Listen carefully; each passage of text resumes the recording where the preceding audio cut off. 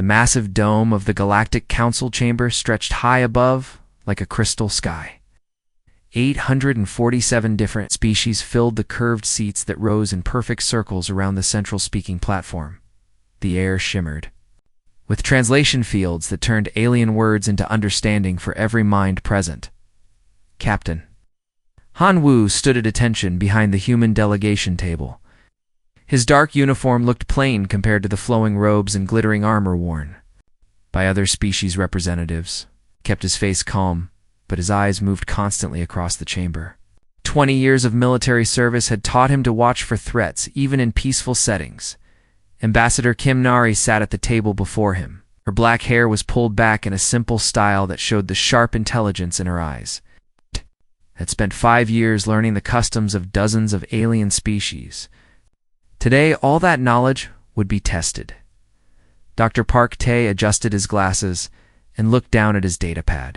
The xenobiologist had files on every major species in the chamber. He knew their histories, their cultures, and their fears. What worried him most was how many of them seemed afraid of humans today. A deep sound filled the chamber, like the ringing of a massive bell. All conversation stopped. The council elder Morthok rose from his seat at the highest point of the dome. His species, the Voidborn, were ancient beyond measure. Their dark skin seemed to absorb light, and their eyes glowed with soft blue fire. High Chancellor Vextar of the Thrakari hegemony stood on the main platform. His reptilian features showed no emotion, but his tail moved in quick, sharp movements that Han Wu recognized as agitation. The Thrakari had been the dominant military power in this sector for 3 centuries, till humans arrived. The Chancellor's voice carried easily through the translation field. Honored delegates, we gather today to address a growing threat to galactic peace and order. Species known as humans have violated established territorial agreements. They have ignored proper expansion protocols. They've shown dangerous disregard for the wisdom of elder species. A wave of agreement sounds rippled through the chamber. Some species clicked their approval. Others hummed in harmony. A few simply nodded their various types of heads. Kim Nari did not move. She had expected this. Vextar continued. The humans have established 17 colonies in systems that should have remained neutral buffer zones. They have extracted resources from worlds that were designated as protected reserves. Most concerning, they have done all this without seeking proper guidance from established galactic powers. The crystalline collective representative stood next. Her body looked like living diamond, and when she spoke, her voice sounded like wind chimes. The humans have disrupted sacred crystal formations on 4 worlds in the spiral arm. These formations took millions of years to grow. They cannot be replaced. The humans claim they did not know the crystals were sacred, but ignorance is not an excuse for destruction. More sounds of agreement filled the chamber. Han Wu noticed that not all species were joining in. Some of the newer members of the council looked uncomfortable. A few species that had also been expanding recently stayed. Silent Dr. Park Tae leaned forward and whispered to the ambassador. The collective is exaggerating. Our mining operations were careful to avoid the major crystal structures. They are making it sound like we destroyed entire formations. Kim Nari nodded slightly, but kept her attention on the speakers. A delegate from the Harmony Singers took the platform next. His species looked like tall, thin humans, but with skin that changed colors with their emotions. Right now, his skin showed deep purple streaks of worry. The human expansion pattern is unlike anything we have seen before. They do not seek permission. They do not ask for guidance. They simply take what they want and dare others to stop them. This behavior threatens the careful balance we have maintained for centuries. Elder Morthok spoke from his high seat. His voice was ancient and tired. In my long life, I have seen species rise and fall. I have watched civilizations learn wisdom through experience. But humans are different. They have the tools of advanced civilization, but they think like primitives. They see the galaxy as something to be conquered rather than something to be shared. The chamber fell silent. When the eldest member of the council spoke, everyone listened. Han Wu felt his jaw tighten. He had fought in 3 border conflicts to protect human colonies from raiders. He had seen good people die, defending their right to build new lives on distant worlds. These aliens talked about sharing and wisdom, but they had never faced the choice between fighting and losing everything. Kim Nari stood slowly. The translation field shifted to amplify her voice. Honored elder, respected delegates, my species thanks you for your concerns. We have listened carefully to your words. We understand that our methods may seem strange to those who have known only peace for many generations. She paused and looked around the chamber. But we must ask this question. Who gave you the right to decide where humans may live? Who appointed you the guardians of species that never asked for your protection? You speak of wisdom and sharing, but your words sound like the demands of those who wish to control others. A shocked silence filled the chamber. Several delegates began talking at once. Some species had never heard anyone question the authority of the council. Vextar's tail lashed angrily. The right comes from experience, human. We've maintained peace in this galaxy for over 1,000 years. We've prevented wars that would have destroyed entire civilizations. We offer guidance because without it, younger species destroy themselves and others.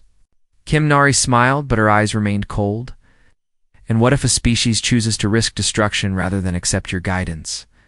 What if they prefer dangerous freedom to safe slavery? The word slavery hit the chamber like a physical blow. Many species recoiled at the term.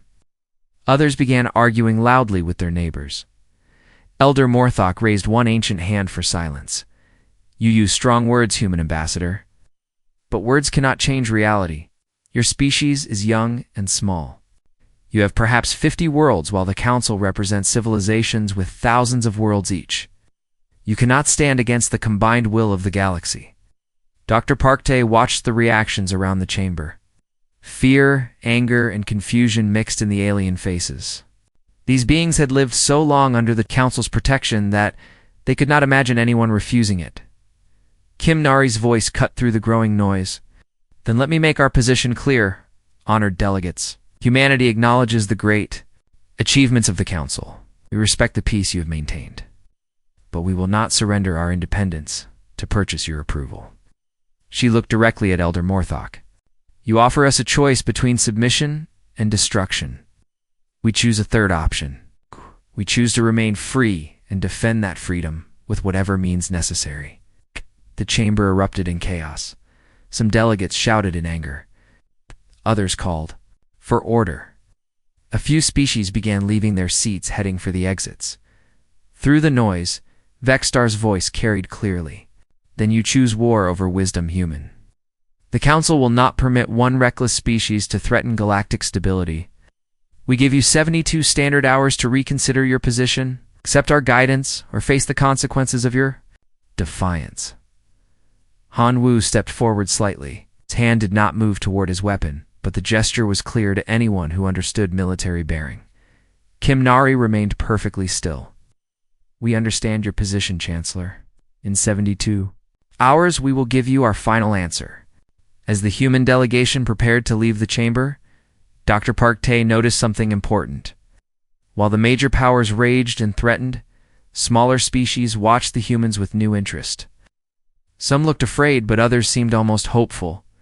The galaxy was about to learn that some species valued freedom more than safety. The lesson would be written in fire and steel. The emergency transmission from the Galactic Council reached Earth 17 hours after the ultimatum was delivered. Nice. President Wang Su sat in the secure briefing room deep beneath the Pentagon, watching the recording of Ambassador Kim Nari's defiant speech. The room's walls displayed star maps and fleet positions that most citizens of Earth never knew existed. Admiral Li Jun stood beside the central holographic display, his weathered face showing no emotion, as alien voices demanded human submission. He had spent 30 years in the Deep Space Fleet watching the galaxy's powers treat humanity like children who needed constant supervision. Today, those years of careful observation would finally pay off.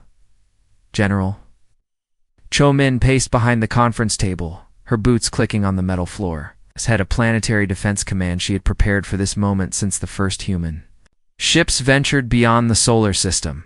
Her short gray hair and steady hands told of a lifetime spent planning for wars that others hoped would never come. Director Yudan sat quietly in the corner reviewing classified reports on his tablet. The head of Human Intelligence Division rarely spoke during meetings, But when he did, everyone listened. His network of agents and observers throughout the galaxy had been gathering information for years, waiting for the day when diplomacy would fail. President Wang Su paused the recording and looked around the room. 72 hours to decide the future of our species. I want options, people, and I want them based on facts, not hopes. Director Yudan stood and activated the wall display. Star charts appeared showing the territories of major galactic powers. Red zones marked areas where human expansion had created tensions. Blue zones showed potential allies or neutral parties. The Galactic Coalition claims to represent 847 species, but the reality is more complex. 17 major powers control the real authority. 300 smaller species follow their lead out of fear or dependence. The remaining members have little influence and many are quietly unhappy with the current system. He touched the display, and the view changed to show fleet compositions and strengths. The Coalition's combined military appears overwhelming on paper. Over 50,000 capital ships supported by hundreds of thousands of smaller vessels. But there are critical weaknesses. Admiral Li Jian moved to the display, show them the tactical analysis. The screen shifted to show battle formations and command structures. Yudan continued his briefing. Most Coalition species have not fought a real war in centuries. Their fleets exist for patrol duties and ceremonial displays. Their tactics assume that overwhelming numbers will force immediate surrender. They have no experience with opponents who actually fight back. General Cho Min stopped pacing. What about their technology advantage? Less significant than they believe. Yudan called up technical specifications. Coalition ships are larger and more heavily armed, but they are designed for intimidation, not combat efficiency. Our ships are smaller, faster, and more maneuverable. More importantly, our crews train for actual battle conditions. President Wang Su studied the data. What does our intelligence say about their unity? Fragile. Yudan's response was immediate. The Coalition exists because no one has ever challenged it directly.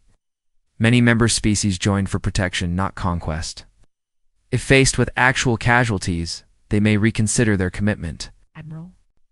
Li Jun activated another section of the display. Hidden shipyards appeared on the screen located in asteroid fields beyond Pluto's orbit. For the past 8 years, we have been preparing for this possibility. Project Deep Strike is constructed. A fleet that officially does not exist. The images showed sleek warships unlike anything in the official Earth defense catalog. Their designs combined human engineering with technology acquired through careful study of alien systems. How many ships? President Wang Su asked. 200 capital ships? 800 destroyers? 3,000 fighters? All crewed by volunteers who understand they may never officially exist. Admiral Li Chen's voice was steady, but pride showed in his eyes. General Cho Min smiled for the first time that day. And our defensive preparations, complete. Every human world has hidden orbital platforms. Every major trade route has monitoring. Stations disguised as civilian facilities. If they want to threaten our people, they will find it more difficult than expected. Director Yudan added more information. Our agents report growing unrest in Coalition space. Species that have expanded recently face similar pressures to submit to guidance protocols. Some may be willing to ally with us if we show we can successfully resist. President Wang Su walked to the window that looked out over the city. Millions of people went about their daily lives unaware that their future hung in the balance. Children played in parks while their parents worked jobs that might not exist if humanity submitted to alien oversight. What are our casualties projections if we fight? Admiral Li Jun consulted his notes. Difficult to predict. If we can force quick, decisive engagements, our losses should be manageable. If the conflict drags into a prolonged siege, we could lose 60% of our fleet and face bombardment of civilian targets. And if we submit, General Cho Min answered immediately. Slow death. They will limit our expansion, restrict our trade, and gradually reduce us to a dependent client state. Within 50 years, human civilization will exist only at their pleasure. The room fell silent as everyone considered the choice. Fight and risk. Destruction. Submit and guarantee slow extinction. Director Yudan spoke quietly. There is a third factor to consider. Human psychology differs from most galactic species. We evolved through competition and conflict. War is not just something we can do, it is something we understand at a fundamental level that they do not. President Wang Su turned back to face the room. Explain. Coalition species achieved space travel through cooperation and shared resources. They solved conflicts through negotiation and compromise. War to them is a failure of civilization, something to be avoided at all costs. But humans achieved space travel while still fighting each other. We understand tactics, strategy, and the will to sacrifice for victory in ways they cannot comprehend. Admiral Li Zhen nodded. Our war games consistently show human forces defeating larger alien fleets through superior tactics and adaptability. They fight like they are participating in a ceremony. We fight like our survival depends on it. President Wang Su returned to her seat. The weight of the decision showed on her face, but her voice remained firm. If we choose to fight what is our objective, total victory is impossible against those numbers. We do not need total victory. General Cho Min leaned forward. We need to demonstrate that conquering humanity costs more than leaving us alone. Make them respect our independence rather than fear our expansion. Director Yudan added his perspective. Intelligence suggests that a successful defense of human space would encourage other species to resist coalition control. The current system depends on everyone believing resistance is impossible. The president looked at each person in the room. These were the people she trusted to protect humanity's future. Their faces showed determination, not fear. Military assessment. Gun. We win. Admiral Li Zhen straightened. Define winning, Madam President. Can we defend our people and maintain our independence? Yes. If we are willing to pay the price. President Wang Su stood and walked to the display showing human colonies scattered across dozens of star systems. Each point of light represented millions of people who had left Earth to build new lives among the stars. Then we fight. Begin immediate implementation of all contingency plans. Activate the Deep Strike Fleet. Alert all colony governors to prepare for siege conditions. And send a message to Ambassador Kim Nari. Tell her that when the 72 hours expire, she should deliver our answer with confidence. As the meeting broke up and military commanders rushed to implement war plans, President Wang Su remained alone with the star map. She thought about the children playing in parks who might grow up in a galaxy where humanity knelt to alien masters or died defending the right to stand tall. The choice was made. In 60 hours, the galaxy would learn what happened when you cornered a species that had never forgotten how to fight. The Galactic Council chamber buzzed with nervous energy as delegates returned for the human response.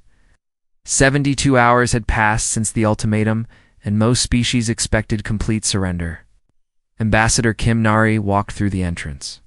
Flanked by an honor guard that made every alien in the room take notice, Captain Hanwoo led the military. Escort wearing full-dress uniform with decorations that spoke of real combat experience. Behind him marched 12 elite soldiers from Earth's Special Forces, their movements precise and coordinated. Colonel Park Jin brought up. The rear, his experienced eyes scanning for threats that diplomatic immunity could not prevent. The human delegation moved with quiet confidence that unsettled the watching aliens. All species that faced council ultimatums arrived, trembling and desperate to negotiate. These humans looked like they were attending a military parade in their own honor. Hi. Chancellor Vextar stood at the central platform, his reptilian features showing satisfaction. The Thrakari leader had spent the past 3 days preparing for humanity's inevitable submission. His speechwriters had crafted generous terms that would make human capitulation seem like a wise choice rather than complete defeat. Elder Mo watched from his elevated position with ancient eyes that had seen the rise and fall of civilizations. Oh. Something about the human posture troubled him, but he could not identify what felt wrong. The Voidborn had survived millions of years by trusting their instincts, and today, those instincts whispered warnings. The crystalline collective representative Shalara chimed softly to her neighbors. Her diamond body reflected the chamber's lights. As she spoke, The humans appear calm for beings facing extinction. Perhaps they have accepted wisdom at last.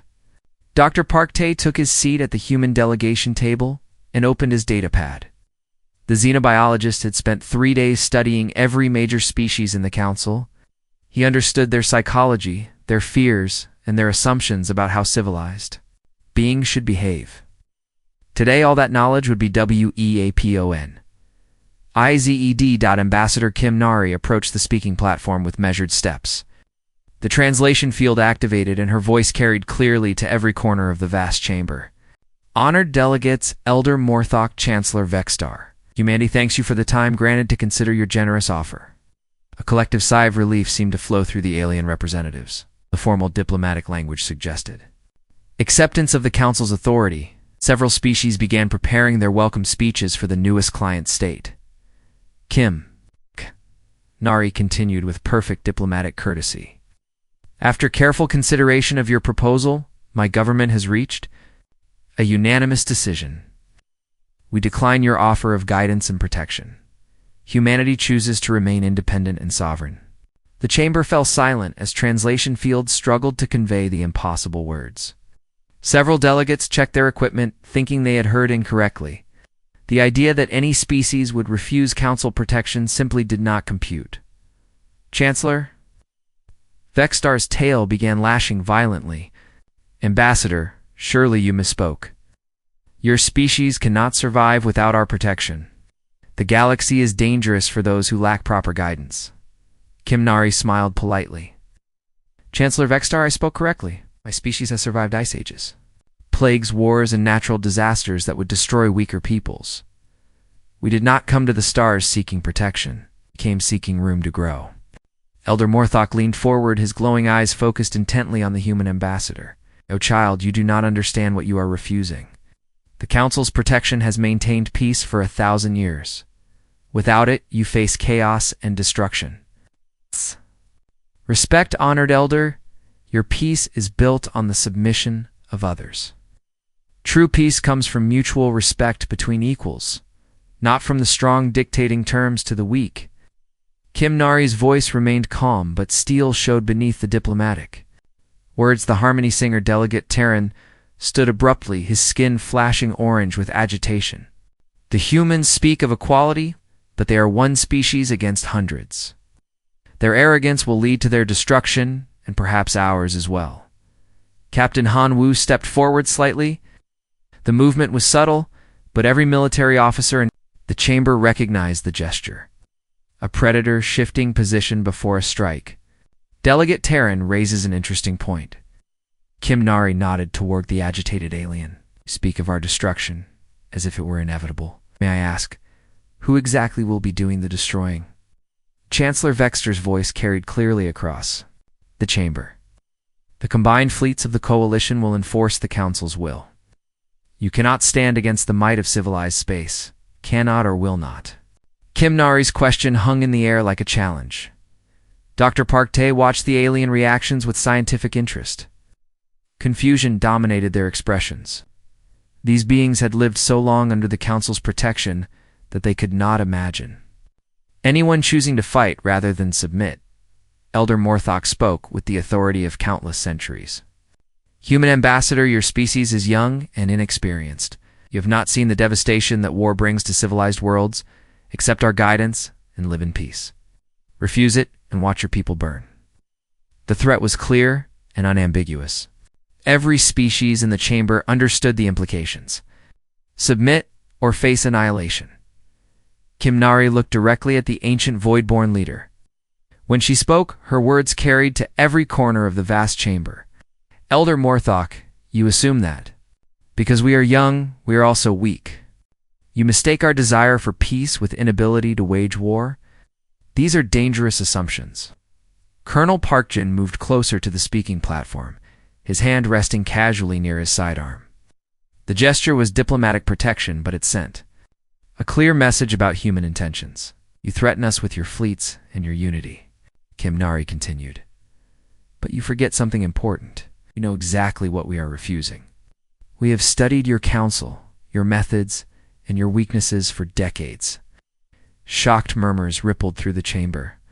The idea that humans had been analyzing the coalition's military capabilities struck many delegates as both offensive and impossible. Chancellor Vextar's voice rose with anger. You dare to study us like specimens. Prepare for war while we offer peace. This proves that your species lacks the wisdom to join civilized society. Captain Han Wu stepped forward until he stood beside the ambassador.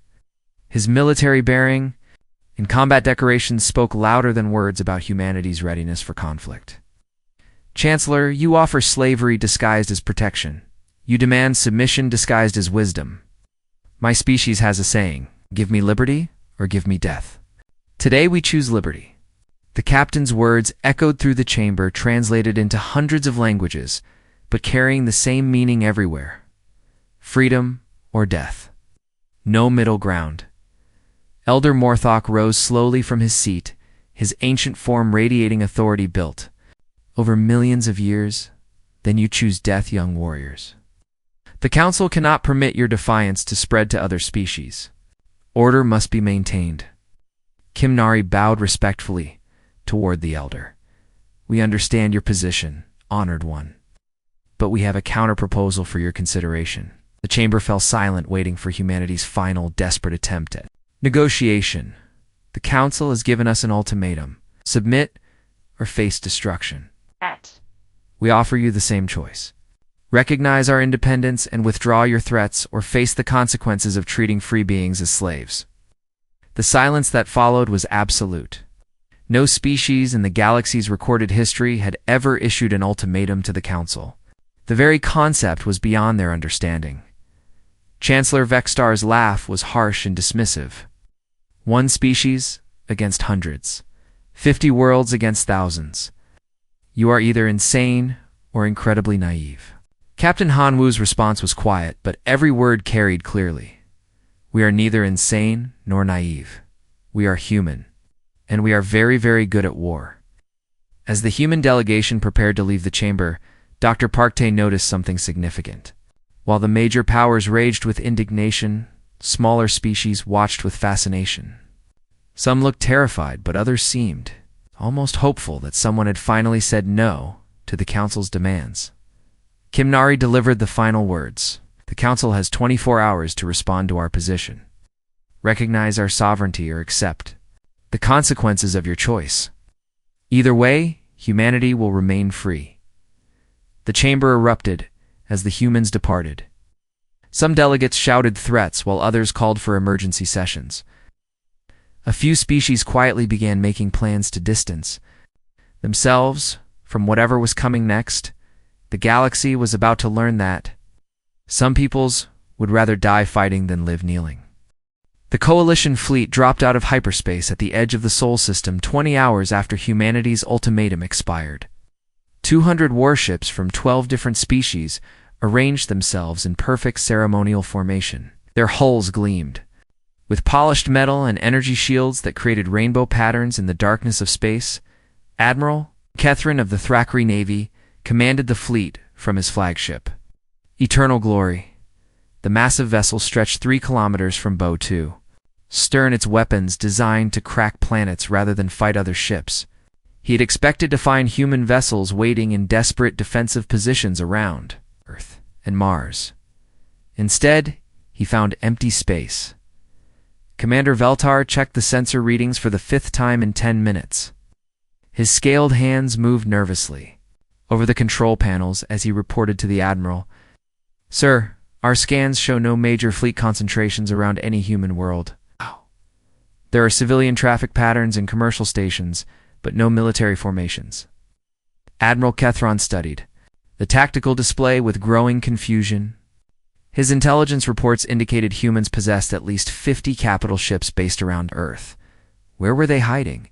Captain Mordish of the crystalline collective vessel Harmonic Resonance transmitted on the fleet command frequency. Her diamond body reflected the bridge lights as she spoke. Admiral, perhaps the humans have already fled their home system. Many young species panic when faced with overwhelming force. The suggestion brought agreement from other commanders. Commander Ithic of the Harmony Singer ship Peaceful Dawn added his analysis. This would explain their defiant words at the council. Species often make brave speeches before abandoning the positions they claim to defend. Admiral Kethron felt relief wash through his reptilian features. A bloodless conquest would look better in the official reports. The Coalition could claim they had brought peace to the galaxy without firing a shot. All ships maintain formation and advance toward Earth. Begin broadcasting surrender demands on all frequencies. Tell the humans they have 1 hour to respond before we begin orbital bombardment. The fleet moved forward with stately grace, each ship maintaining perfect position in the ceremonial attack formation. Their commanders felt confident that this show of force would bring immediate human capitulation. Admiral Li Jun watched the approaching fleet from the command bridge of the stealth destroyer Silent Hunter.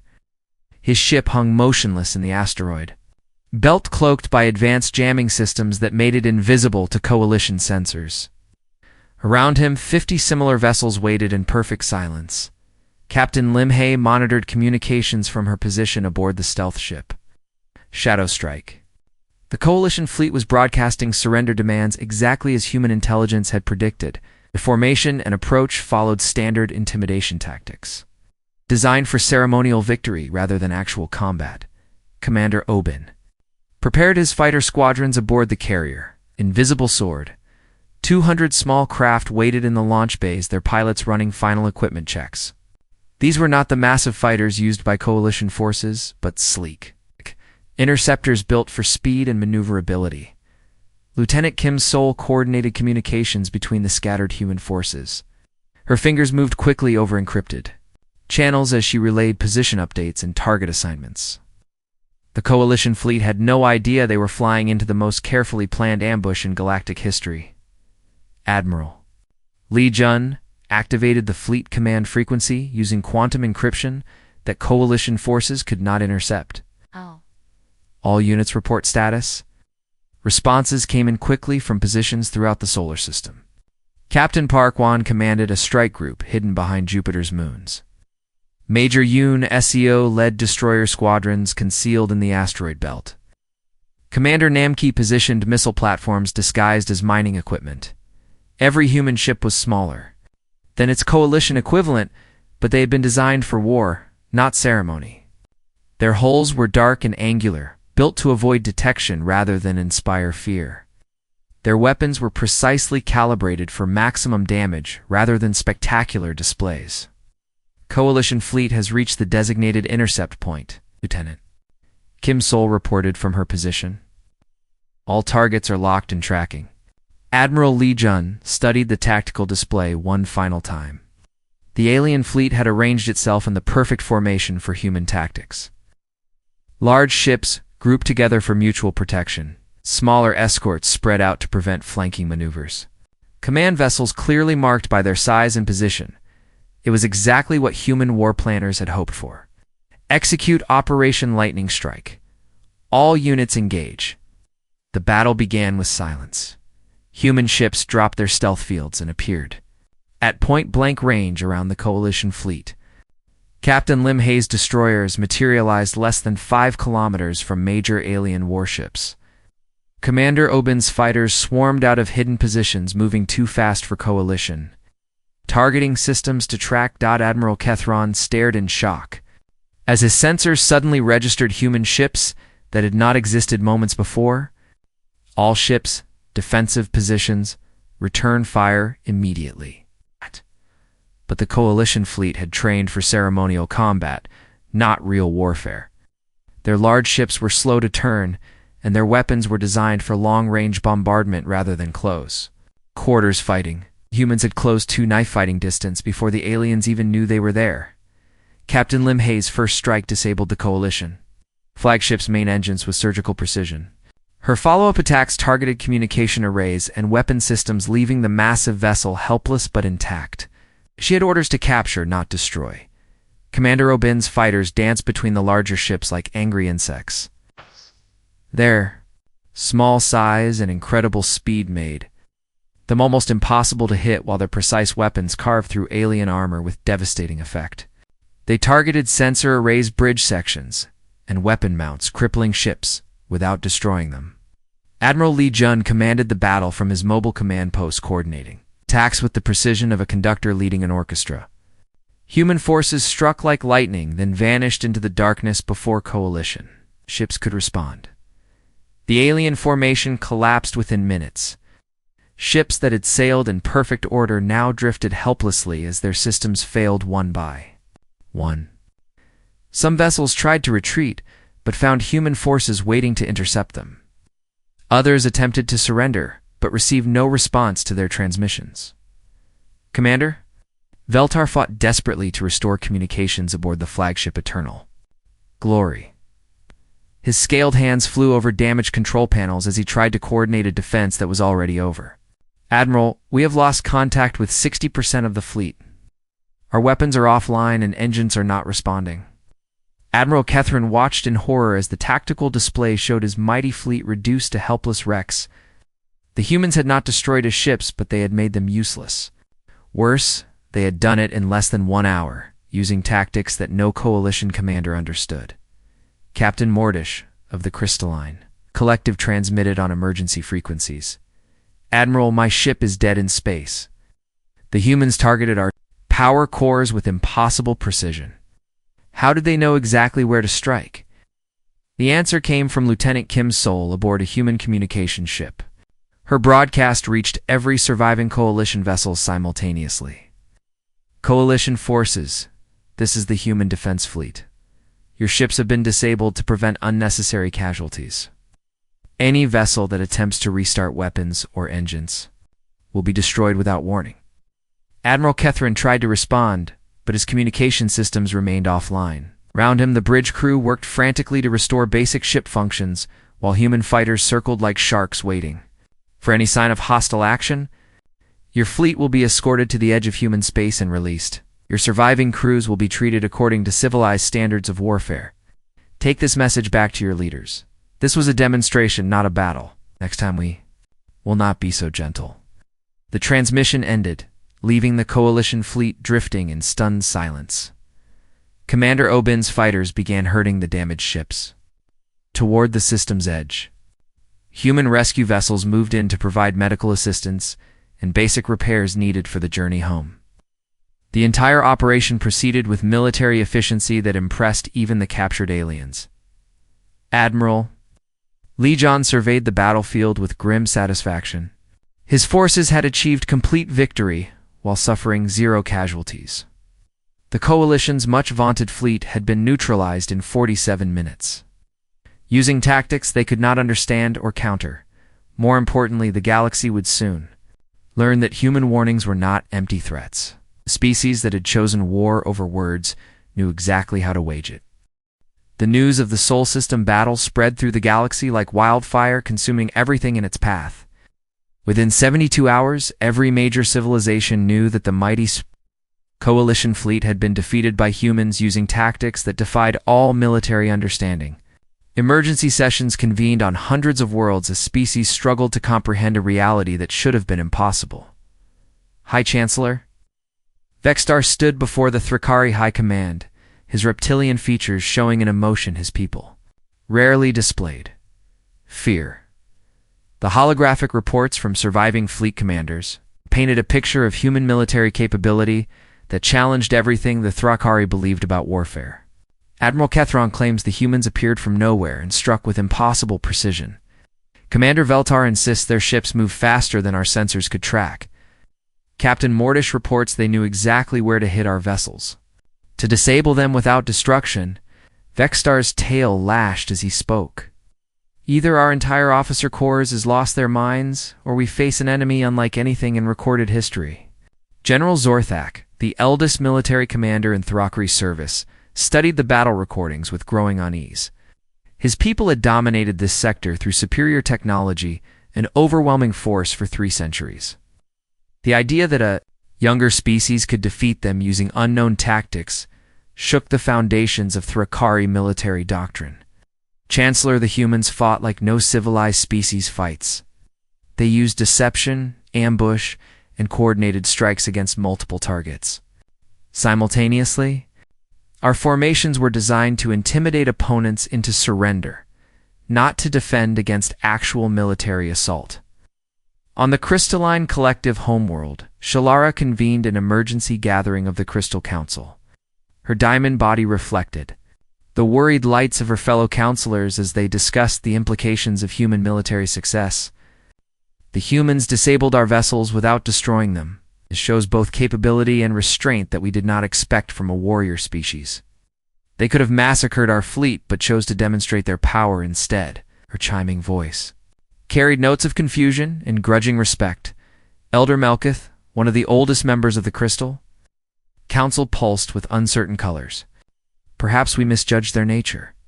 Warriors who show mercy to defeated enemies may be more civilized than we assumed. This makes them more dangerous, not less. Barbarians are predictable. These humans appear to fight with both skill and purpose. Harmony Singer Homeworld resonated with confused melodies as their people struggled to process the concept of successful warfare. Terran stood before the Great Assembly, his skin cycling through colors that had no names because his species had never needed words for military fear. The humans have broken the fundamental order of galactic civilization. For 1,000 years we have known that disputes are settled through negotiation, not violence. Young species accept guidance from their elders. The strong protect the weak. These humans reject all of this and somehow succeed. Singer Prime Lyrith, her ancient voice carrying harmonics of deep concern, addressed the assembly. We must consider the possibility that our assumptions about civilized behavior are incomplete. If these humans can defeat coalition forces through military action, perhaps other species will attempt the same approach. Throughout the galaxy, similar conversations took place as species grappled with the new reality. Some reacted with fear and calls for massive retaliation. Others showed curiosity about human methods. A few expressed admiration for humanity's courage in defying the established order. On Earth, President Wang Su addressed her cabinet and military commanders in the secure situation room. The holographic displays showed political reactions from across the galaxy as alien governments struggled to respond to humanity's demonstration of military power. Director Udon, what is our intelligence assessment of coalition stability? Intelligence Chief activated detailed reports showing political upheaval throughout coalition space. The unity that has held the coalition together for centuries is fracturing. 17 species have withdrawn their ships from joint operations. 43 have requested private negotiations with human representatives. Over 100 smaller species are openly questioning whether they need coalition protection. Admiral Li Jun added his military perspective. Our demonstration achieved its primary objective. The galaxy now knows that humans can defend themselves effectively. More importantly, they know we prefer to disable enemies rather than destroy them. This makes us appear strong, but not genocidal. General Chomin highlighted the broader strategic implications. Intelligence reports suggest that several species are beginning their own military build-up programs. The Keth Mori Republic has started constructing warships for the first time in 4 centuries. The Free Traders Alliance is hiring human military advisors. Even some coalition members are quietly upgrading their defensive capabilities. President Wang Su studied the galactic political map with satisfaction. Red zones marking coalition control were shrinking while green areas showing neutral or human-friendly territory expanded. The balance of power that had remained static for centuries was shifting rapidly. What about retaliation attempts? Director Yu Dan pulled up classified reports. High Chancellor Vexstar is pushing for a massive military response, but most coalition members are refusing to commit additional forces. The Crystalline Collective has withdrawn from military operations entirely. The Harmony Singers are calling for a negotiated settlement. Without unified support, Vexstar cannot launch effective attacks. Ambassador Kim Nari entered the room carrying diplomatic communications from dozens of alien governments. Her expression showed cautious optimism as she reviewed the messages. Madam President, we are receiving formal requests for diplomatic relations from 87 species. Most want trade, agreements, and mutual defense pacts. Several are asking for human military training and equipment. The galaxy appears ready to accept us as an equal power rather than a rebellious client state. Dr. Parkte provided the scientific assessment. Analysis of alien communications shows fundamental shifts in their thinking about warfare and independence. Species that accepted coalition authority without question are now openly debating whether submission is necessary for survival. The humans have proven that resistance is possible. President Wang Su walked to the main display showing human territory expanding as new colonies received protection from allied species. The dream of human independence had become reality, but the responsibilities of galactic leadership were just beginning. The old order is collapsing faster than we expected.